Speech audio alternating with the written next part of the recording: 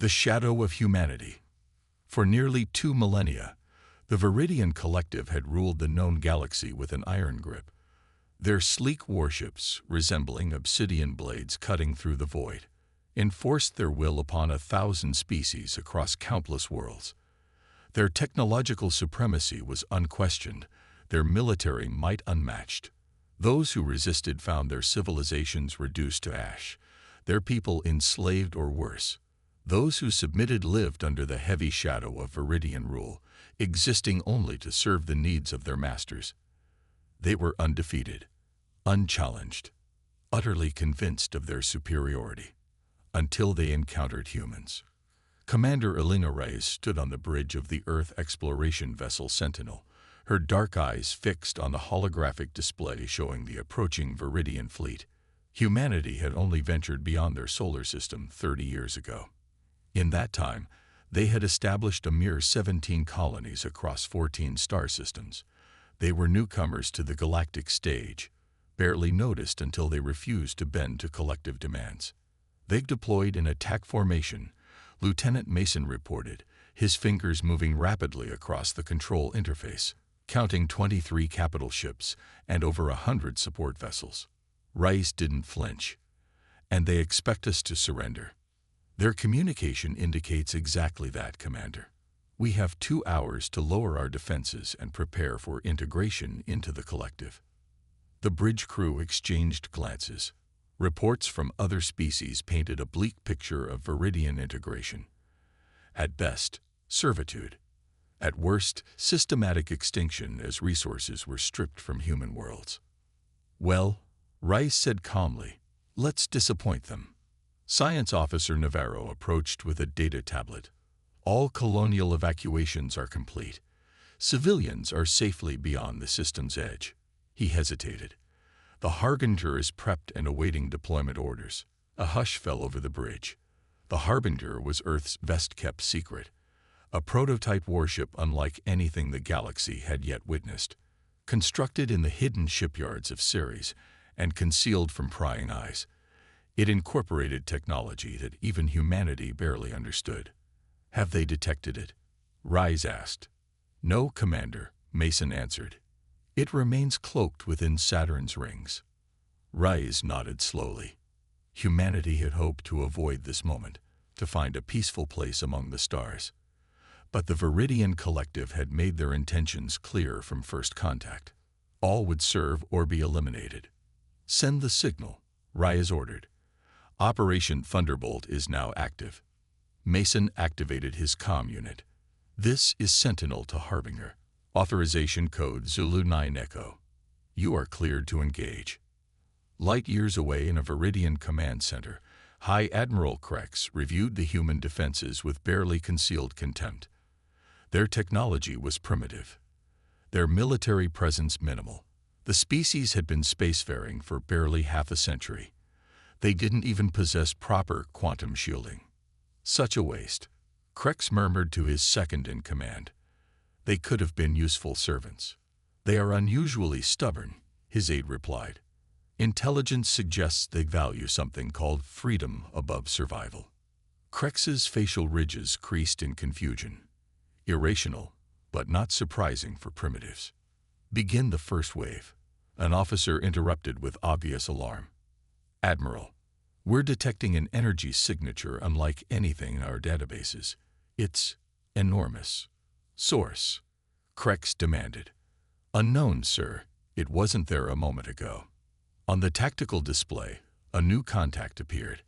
A vessel nearly twice the size of the Viridian flagship. Its hull was a deep, matte black that seemed to absorb rather than reflect light, making its true dimensions difficult to discern. Impossible, Krex hissed. Our scans would have. We're being hailed, the communications officer announced. By the human vessel. Krex straightened his ceremonial armor. The view screen activated to show a human female in a simple black uniform devoid of insignia or ornamentation. Her eyes were as cold and unyielding as the vacuum itself. This is Captain Sato of the Earth warship Harbinger, she said without preamble. You have threatened human territory. Withdraw immediately. Krex allowed himself a small smile. One ship, no matter its size, could not challenge a Viridian battle fleet. Your species' defiance ends today, he replied. Prepare for integration. Captain Sato smiled back, but there was nothing warm in the expression. So be it, she said. Remember, you chose this. The transmission ended. Moments later, the Harbinger moved, and the galaxy would never be the same. When the Harbinger moved, it didn't so much accelerate as appear. One moment it hovered at the edge of the battle zone. The next, it had materialized in the heart of the Viridian fleet. Krex's command ship shuddered as proximity alarms blared. Impossible, the tactical officer shouted. No ship can maneuver like that. But the evidence was before their eyes. The black warship seemed to flicker in and out of existence, appearing in one position then another, defying the physical laws as the Viridians understood them. Captain Sato stood perfectly still on the Harbinger's bridge as her crew executed the battle plan with practiced precision. The ship was the culmination of humanity's desperate gamble. Technology reverse-engineered from a crashed vessel found buried beneath the Antarctic ice 50 years earlier. The alien craft had been ancient, its creators long extinct, but its secrets had transformed human understanding of space-time manipulation. Targeting systems locked, reported Lieutenant Kang, his voice steady despite the tension. Phase disruption erase charge. Sato nodded once. Fire.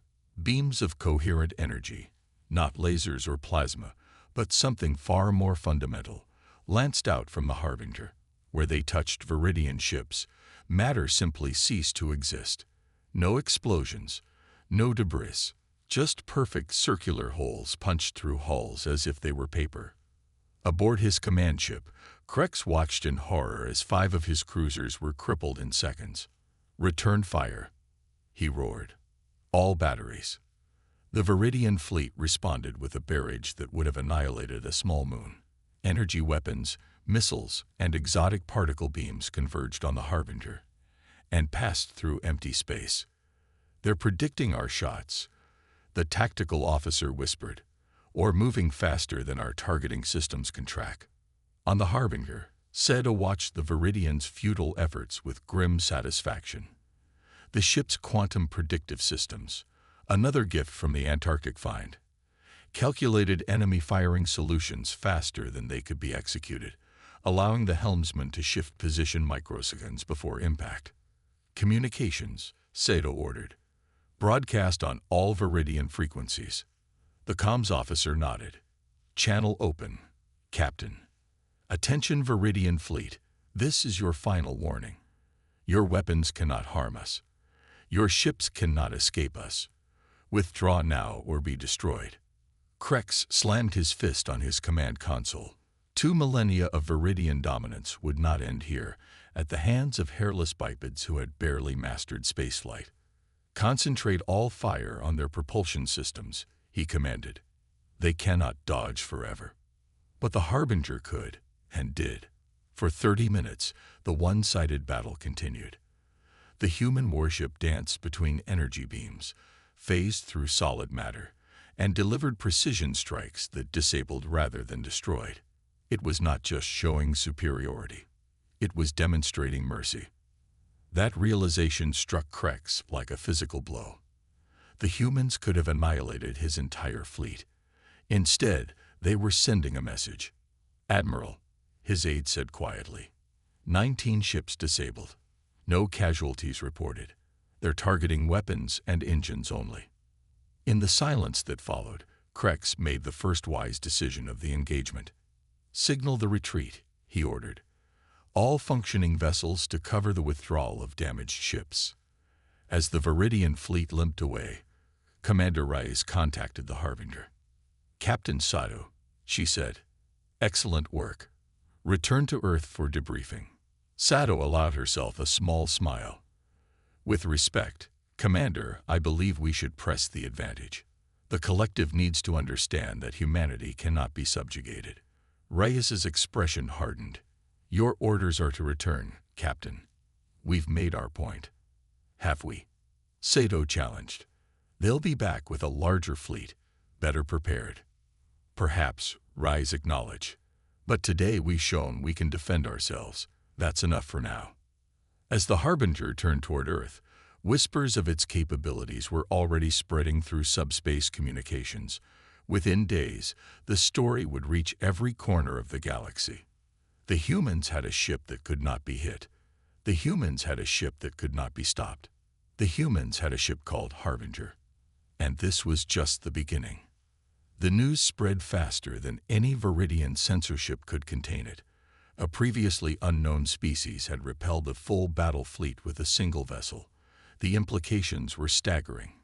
In the Grand Council chamber of the Viridian homeworld, the 7 High Admirals gathered in emergency session. The atmosphere crackled with tension and the bitter scent of fear, an emotion alien to Viridian leadership for generations. High Admiral Krex stood before his peers, mandibles tight with suppressed rage. The recording of the battle played on the massive display behind him, showing the Harbinger dancing through his fleet like a phantom. As you can see, he concluded, conventional tactics are useless against this technology. We must adapt. What you mean, Elder Admiral Zox interrupted, is that you failed. One primitive vessel humiliated our greatest fleet. Krex met the Elder's gaze without flinching. I confronted something unprecedented. Now we must respond accordingly, by sending more ships to be disabled. Another admiral scoffed. No, came a new voice. Prime Strategist Vale entered the chamber, her ceremonial armor gleaming in the low light. For over 3 centuries, Vale had guided Viridian military doctrine. Never before had she addressed the High Council uninvited. We must understand our enemy, Vale continued. These humans display behavior patterns unlike any species we've encountered. Explain, Elder Zox demanded. Vale activated her own presentation. They could have destroyed Krex's fleet. Instead, they disabled our ships while minimizing casualties. They showed restraint, not weakness, but calculated mercy. The concept seemed to confuse several admirals. In Viridian philosophy, an enemy was to be completely subjugated or eradicated. There was no middle path. I've analyzed the scans of their vessel, Vale continued. The technology is beyond our understanding, but its application reveals much about human psychology. They value demonstration over destruction, warning over warfare. Then they are weak, declared Zox. No, Vale countered softly. They are dangerous in ways we cannot comprehend. Meanwhile, on Earth, Captain Sado faced her own tribunal. The United Earth Defense Council had convened in the underground chambers beneath Geneva, well protected from potential Viridian surveillance. You disobeyed direct orders, Commander Rice stated flatly. The Harbinger was authorized for defensive operations only. Sado stood at attention, her expression neutral. With respect, Commander, I followed the spirit of my orders. The best defense was to ensure the collective understood our capabilities. Director Chen leaned forward. The issue isn't your tactical decisions, Captain, but the precedent they set. The Harbinger was meant as a deterrent, a last resort. And now it's a legend. Defense Minister Rodriguez added. We're receiving transmissions from a dozen non-Viridian species seeking alliances, technology sharing, even protection. That's the point, isn't it? Sado challenged. For too long, the collective has bullied smaller species. Now they know there's an alternative. Across the galaxy, that realization was dawning on hundreds of worlds. On the mining colony of Proxys IV, overseer drones watched in confusion as the normally docile Tellarite workers whispered among themselves. On the agricultural world Nebus, the enslaved Moran looked to the stars with something long forgotten. Hope. For 2 millennia, resistance against the collective had been futile. Now, a single word echoed through the subjugated worlds. Harbinger. The legend grows. In a dingy spaceport bar on the fringe world Cadax, a human trader named Thomas Rivera found himself suddenly popular. Alien beings that would normally avoid human contact now approached with cautious respect. Is true. A tentacled Joraxian asked in broken standard. Human ship make fool of Viridian fleet. Thomas smiled. He'd heard the rumors through merchant networks and had no idea if they were accurate. But he wasn't about to miss this opportunity. "The Harbinger," he said, savoring the dramatic pause as his audience leaned closer, "makes Viridian battleships look like children's toys." "How many such ships humans have?" asked a reptilian Drath whose species had been among the first to fall to Viridian expansion. Thomas tapped his nose conspiratorially. "That's classified. But I can tell you this. They're just the beginning." It was a bluff, of course. The Harbinger was unique, the product of technologies humanity barely understood. But the story served its purpose. By morning, the tale had grown. The humans had a fleet of ghost ships. The humans could bend space. The humans were coming. On Earth, Commander Reyes received the intelligence reports with growing concern. "We've become symbols," she told the Defense Council. "The oppressed species see us as liberators." "And the collective?" Director Chen asked. Reyes's expression darkened. "They see us as an existential threat. Their entire society is built on military supremacy. We've challenged that foundation." "So what happens next?"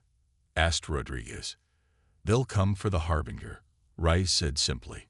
"Not with ships, but with spies, saboteurs, assassins. They need to understand our technology. Then we keep it hidden," Chen decided. "The Harbinger disappears." As the council debated, Captain Seto received new orders. The Harbinger would vanish from official records. Its location, its capabilities, even its crew would become the most closely guarded secret in human history. But its name, its legend, would continue to spread across the stars, changing the course of galactic history with each whispered retelling. 3 months passed. The Harbinger disappeared from all official channels, becoming a ghost story even within Earth's military. Captain Sato and her crew were listed as reassigned, their service records classified beyond the reach of all but the highest authorities. In reality, the Harbinger prowled the edges of human space, a silent guardian watching for Viridian incursions. Its mission had changed, no longer just defense, but intelligence gathering. The ship's unique capabilities allowed it to observe collective operations undetected, gathering crucial information on fleet movements and communication patterns. Sato stood in the observation deck, watching the stars. Her uniform now bore no insignia, no rank, nothing that could identify her if captured. The Harbinger operated beyond the chain of command, answering only to Commander Reyes through encrypted quantum channels that even the Viridians couldn't intercept. "Captain," Lieutenant Kang called from the doorway. "We've detected unusual activity in Sector 12. Sato followed him to the bridge, where the tactical display showed a Viridian cruiser operating alone, far from established patrol routes. "Unusual," she mused. "The collective never sends vessels out solo, especially not this close to human territory."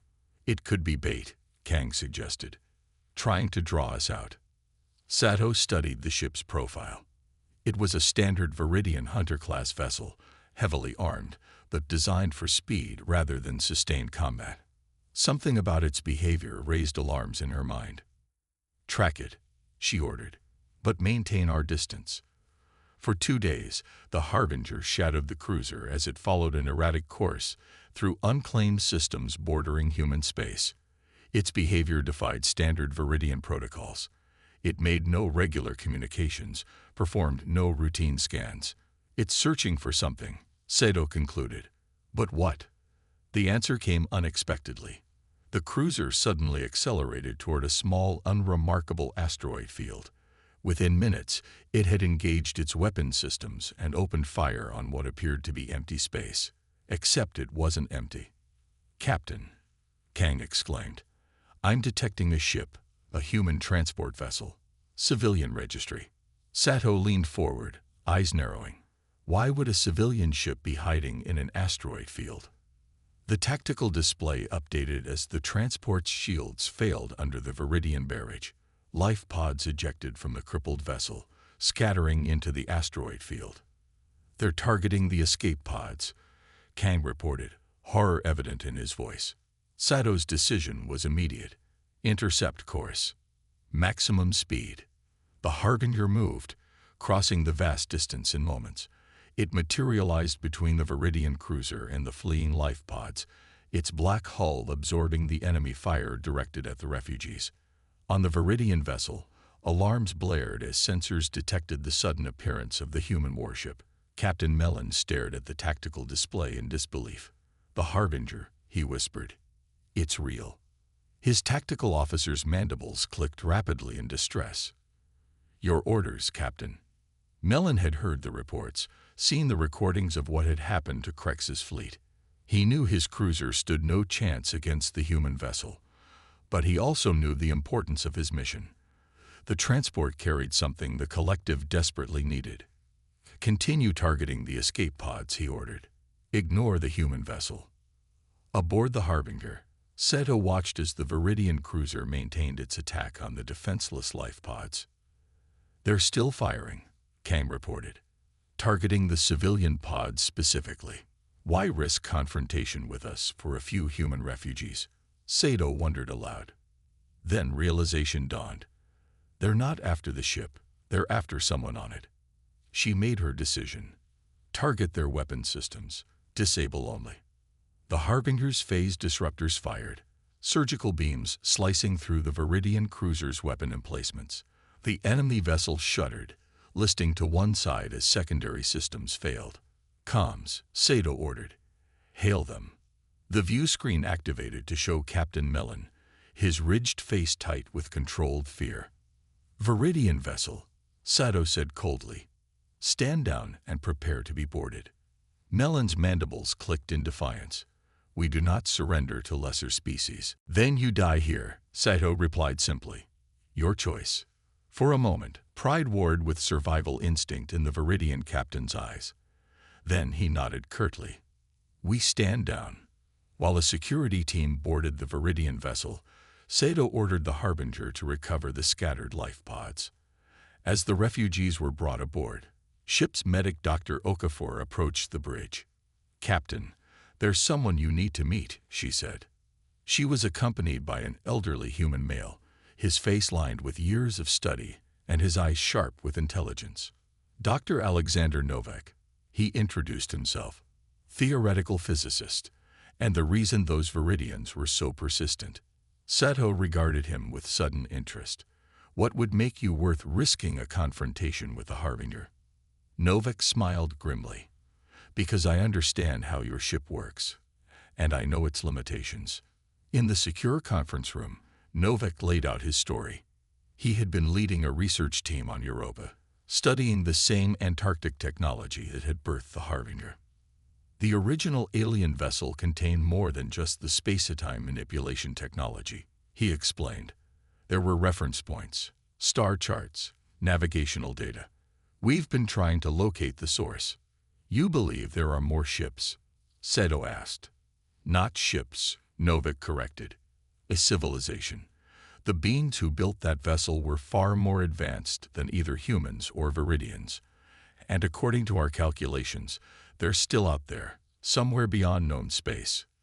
And the Viridians know this," Rides asked, joining the conversation via secure quantum link. "They captured one of our researchers 3 weeks ago," Novak confirmed. "They've been hunting the rest of us ever since.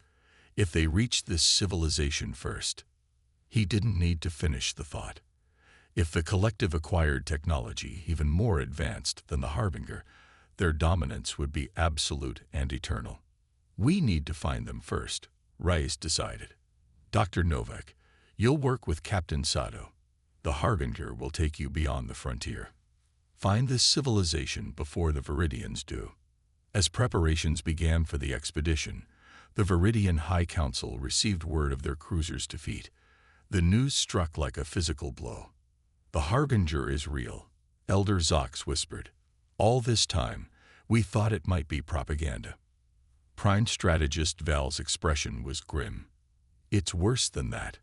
My agents report the humans are planning an expedition beyond the frontier. They found something connected to the origin of their technology."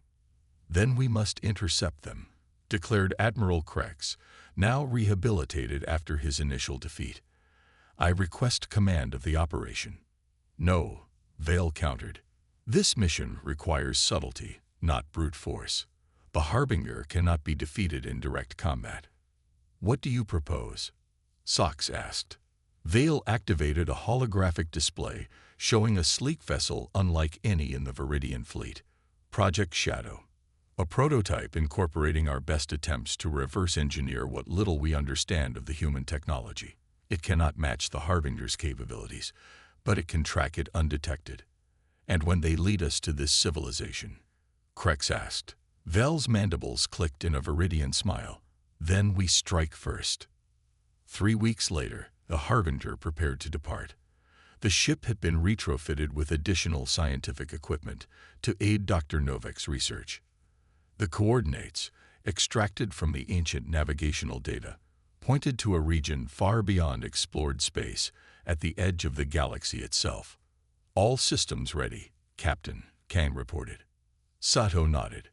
"Engage quantum drive." The Harbinger disappeared in a flash of distorted space, unaware that deep within the shadow of Jupiter's moons, the Viridian prototype Shadow silently followed, tracking the human vessel's quantum wake. The journey took 17 days, even with the Harbinger's revolutionary propulsion. As they approached the coordinates, tension built on the bridge. Dropping out of quantum space, the helmsman announced. The view screen showed a vista unlike anything they had seen before.